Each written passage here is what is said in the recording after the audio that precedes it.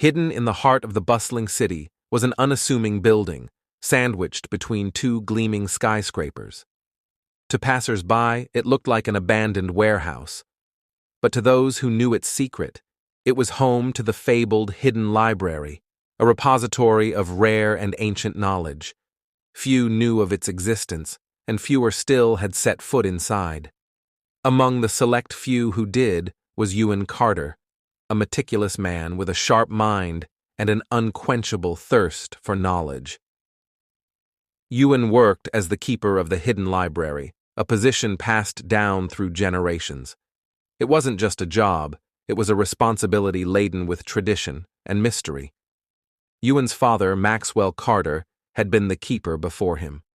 Maxwell had instilled in Ewan a deep respect for the library and its secrets. "The knowledge here," he used to say, "is not for everyone. Protect it, guard it, and use it wisely." Ewan took those words to heart. At 35, he spent most of his time inside the library, cataloging books, decoding cryptic texts, and safeguarding the tomes from those who might misuse their power. The hidden library was more than a collection of books. It was a labyrinth of wisdom, riddles, and traps designed to deter the unworthy. But Ewan's orderly life was about to be upended. An intruder in the library. It began on an otherwise ordinary morning. Ewan was deep in the restricted section, examining a parchment written in a forgotten language when the security system chimed. A red light blinked on his desk. A breach had occurred. Ewan hurried to the surveillance room. The library's extensive network of cameras revealed a figure moving stealthily through the main hall. The man was clad in black, his face obscured by a hood. Ewan frowned. The hidden library's location was a closely guarded secret. Whoever this intruder was, he wasn't here by accident. He pressed a button on the control panel, activating the library's defenses. A low hum filled the air as steel barriers descended over the doors. The intruder froze, realizing he was trapped. But instead of panicking, the man reached into his pocket and pulled out a strange device. Ewan's eyes widened as the device emitted a pulse that disrupted the library's systems. The barriers lifted, and the lights flickered. The man continued deeper into the library. "This isn't just some thief," Ewan muttered to himself. He grabbed a small, concealed weapon from under his desk and set off to confront the intruder. A chase through the stacks. Ewan navigated the labyrinthine corridors, his footsteps muffled by the thick carpet. The hidden library was vast, with rows upon rows of towering shelves. Finding the intruder would be no easy task. He caught a glimpse of the man near the Hall of Forgotten Tomes, a section containing books said to be cursed. The intruder moved with purpose, as if he knew exactly where he was going. Ewan followed, his heart pounding. As he rounded a corner, he saw the man standing before an ornate door. It was the entrance to the Vault of Truth, a chamber that housed the library's most dangerous texts. The door was inscribed with symbols that only a keeper could decipher. The intruder placed his hand on the door, and to Ewan's shock, the symbols began to glow. The door creaked open. "Stop!" Ewan shouted, raising his weapon. The intruder turned, his face still obscured.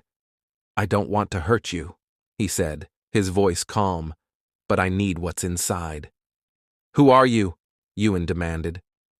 The man hesitated. Then, with a sigh, he pulled back his hood. Ewan gasped. The face before him was eerily familiar. It was his father, Maxwell Carter. A shocking revelation. Ewan staggered back, his mind racing. "This can't be. You're dead. I saw you buried." Maxwell smiled grimly. "I didn't die, Ewan. I faked my death to protect you, and the library." Ewan lowered his weapon, his emotions a whirlwind of confusion and anger. "Why? Why would you do that?"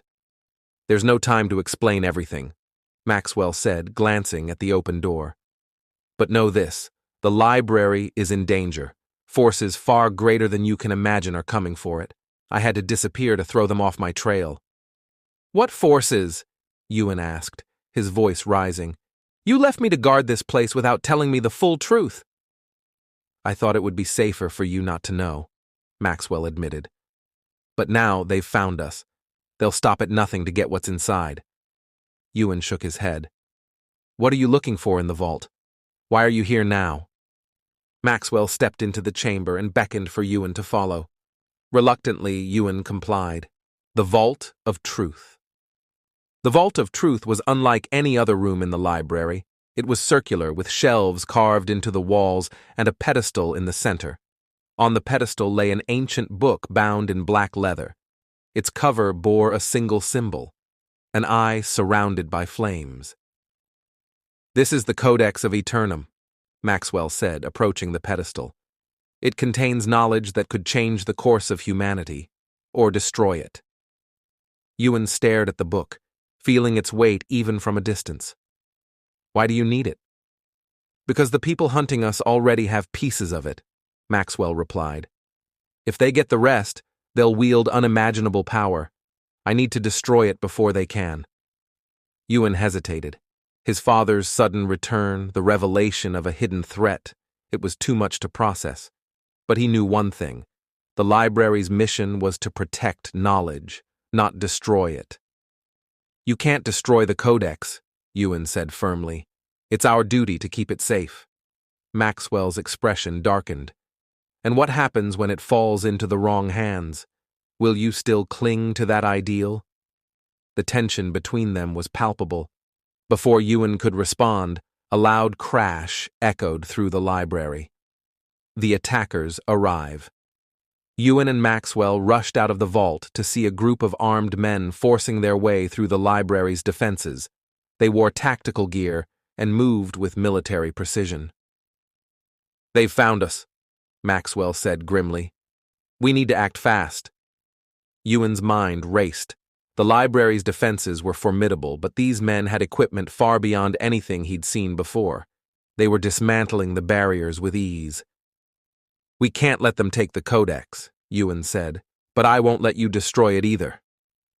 Maxwell looked at his son, a mixture of pride and frustration in his eyes. Then we'll protect it together. The two men sprang into action. Maxwell led Ewan to a hidden passage that allowed them to flank the attackers. Using stun devices and non-lethal traps, they managed to disable several of the intruders. But the attackers were relentless. They advanced deeper into the library, their leader, a tall man with a scarred face, barking orders. We need to draw them away from the vault, Maxwell said. Follow me. The final stand. Maxwell led Ewan to the library's central atrium, a vast space with towering columns and a domed ceiling. There, they set up a final line of defense. As the attackers closed in, Ewan activated the library's emergency systems. Bookshelves shifted, creating barriers, while concealed turrets fired bursts of smoke and light. The attackers faltered, but their leader pressed on, his eyes fixed on Maxwell. You can't win, the scarred man said, his voice cold. Give us the Codex, and we'll spare your lives. Maxwell stepped forward, holding the Codex. You'll never have it. The scarred man raised his weapon, but before he could fire, Ewan triggered a trap. The floor beneath the attackers collapsed, sending them tumbling into a containment chamber below. Breathing heavily, Ewan and Maxwell sealed the chamber. The attackers were trapped, but the library was in shambles. A new beginning. As dawn broke, Ewan and Maxwell surveyed the damage. The library had survived, but just barely. What happens now? Ewan asked. Maxwell placed a hand on his son's shoulder. Now, we prepare. The people who sent those men won't stop, but together we can protect this place. Ewan nodded, a sense of purpose filling him. For the first time, he truly understood the weight of his role, and the strength it would take to bear it. The town of Ironvale was a relic of a bygone era, nestled in the shadow of a vast mountain range. Once a thriving mining settlement, it was now little more than a skeleton of its former self. Rusted machinery littered the landscape, and the miners' quarters stood as silent sentinels of a past long forgotten. Despite its desolation, Ironvale harbored a secret, a legend whispered among travelers and adventurers. It was said that deep within the abandoned mines lay the heart of Ironvale, a gem of unmatched brilliance, believed to grant unimaginable power to its possessor. Many had ventured into the depths in search of it, but none had returned. The call to adventure. In a dimly lit tavern in a nearby village, 3 strangers sat at a worn wooden table, their faces illuminated by the flickering glow of a lantern. They were drawn together by a shared purpose, the pursuit of the heart of Ironvale. Logan was a seasoned adventurer with a weathered face and a steely gaze. He had spent years chasing legends, driven by an unyielding thirst for discovery. Beside him sat Marcus, a blacksmith whose burly frame and calloused hands spoke of a life spent forging steel. Finally, there was Calder, a young scholar with a sharp mind and a knack for deciphering ancient texts. "I've studied the maps," Calder began, spreading a parchment across the table. "The mines are a labyrinth, but I've identified a path that should lead us to the chamber where the heart is said to rest." Logan nodded, his eyes scanning the map. "We leave at dawn. If the stories are true, we'll need to be prepared for anything." Marcus grinned, his broad shoulders shaking with laughter. "Prepared? With me on your side, nothing will stand in our way." The trio raised their mugs in silent agreement, each man harboring his own reasons for undertaking the journey. Into the depths. The entrance to the Ironvale mines loomed before them like the maw of a great beast, its darkness seeming to swallow the light of day. With torches in hand, the men descended into the depths, the air growing colder and heavier with each step. The tunnels were a haunting reminder of the lives that had been spent carving them. Rusting pickaxes and broken lanterns lay scattered on the ground, and the walls bore the faint marks of tools long since abandoned. Calder led the way, his eyes fixed on the map. "We're close to the first junction," he said, his voice echoing in the silence. As they rounded a corner, a faint sound reached their ears, a rhythmic tapping like the echo of a miner's hammer. "Did you hear that?" Marcus asked, gripping the hilt of his sword. Logan raised a hand to silence him. "Stay alert. It could be a trick of the acoustics. Or something else." The tapping ceased as abruptly as it had begun, leaving an oppressive silence in its wake. The Guardian hours later, the men reached a cavern unlike anything they had seen before. Its walls shimmered faintly with veins of silver, and at its center stood a massive iron door, its surface etched with intricate runes.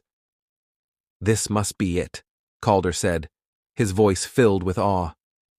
Logan approached the door, his fingers tracing the runes. "These markings, they're a warning. Only the worthy may pass." As if in response to his words, the ground beneath their feet trembled. From the shadows emerged a figure clad in armor so ancient it seemed fused to his body. The Guardian's hollow eyes burned with an otherworldly light, and he wielded a massive halberd. "Who seeks the heart of Ironvale?" the Guardian intoned, his voice reverberating through the cavern. "We do," Logan replied, stepping forward. "But we mean no harm." The Guardian raised his weapon. "Only those who prove their worth may proceed. Face me or turn back." Without hesitation, Marcus stepped forward, his hammer gleaming in the torchlight. "I'll handle this." The clash of metal rang out as Marcus met the Guardian's assault head-on. Despite his size and strength, the blacksmith found himself struggling against the Guardian's unrelenting strikes. "Marcus, fall back!" Logan shouted, drawing his sword. The 2 men fought side by side, their combined efforts finally bringing the Guardian to his knees. With a final echoing groan, the ancient figure crumbled into dust, leaving behind only his halberd. The Chamber of Trials. Beyond the iron door lay a spiraling staircase that descended deeper into the earth. The air grew colder, and the torches flickered as if threatened by an unseen force. At the bottom of the staircase, they entered a vast chamber illuminated by an ethereal blue light. At its center stood a pedestal, and atop it rested the heart of Ironvale, its facets refracting light in mesmerizing patterns. But as they approached, the ground shifted, and the chamber began to transform. The walls sprouted jagged spikes, and the floor became a shifting maze of stone tiles. "It's a puzzle," Calder said, studying the patterns. "We need to step only on the tiles that match the sequence carved on the pedestal." Logan nodded. "You guide us. Marcus and I will follow your lead." With careful precision, Calder led them across the treacherous maze, his eyes darting between the tiles and the carvings. One misstep could spell disaster, but his intellect and Logan's steady support saw them through. When they reached the pedestal, Calder hesitated. "This is it," he said, "but something doesn't feel right." Logan studied the chamber. "It's too easy. There must be another test." As Calder reached for the gem, the room trembled, and a voice boomed, "To claim the heart, you must sacrifice that which you hold most dear." The true test. The men exchanged uneasy glances. "What does it mean?" Marcus asked. Calder's face paled. "It means we must give up something of great value, something irreplaceable." Logan stepped forward, his expression grim. "We came here for a reason. Each of us has our own purpose, our own burdens. But this trial isn't about the gem. It's about proving we're willing to let go of what holds us back." He drew his sword, the blade that had been his companion through countless battles. With a deep breath, he laid it on the pedestal. The gem pulsed, its light growing brighter. Marcus followed, removing the pendant he wore around his neck. It was a token from his late father, the only keepsake he had left. He placed it beside Logan's sword, his hands trembling. Finally, Calder approached. From his satchel, he removed a journal filled with his life's work, maps, notes, and discoveries. It was a record of his achievements, his legacy. With great reluctance, he added it to the offerings. The chamber fell silent. Then, with a brilliant flash, the heart of Ironvale rose into the air and hovered before them. The choice. As Logan reached for the gem, the voice returned. "You have proven your worth, but the heart is not a prize. It is a burden. To wield its power is to shoulder its curse. Choose wisely." The men stood in silence, the weight of the decision pressing down on them. "It's not meant to be taken," Calder said finally. "The trials weren't about claiming the heart. They were about understanding what truly matters." Logan nodded. "We came seeking treasure, but we found something far greater, ourselves." Together they turned away, leaving the heart of Ironvale where it belonged. As they ascended the staircase, the chamber sealed itself, and the mines fell silent once more. The return to Ironvale. When they emerged from the mines, the first light of dawn bathed the mountains in a golden glow. The men stood together, their faces reflecting a mixture of exhaustion and newfound clarity. "We didn't take the heart," Marcus said, his voice tinged with regret. "No," Logan replied, "but we found something far more valuable, our courage, our convictions, and the strength to let go." As they made their way back to the village, the legend of the Heart of Ironvale remained intact, a mystery for future generations to ponder. And though the gem was left behind, the bonds forged in its pursuit would last a lifetime.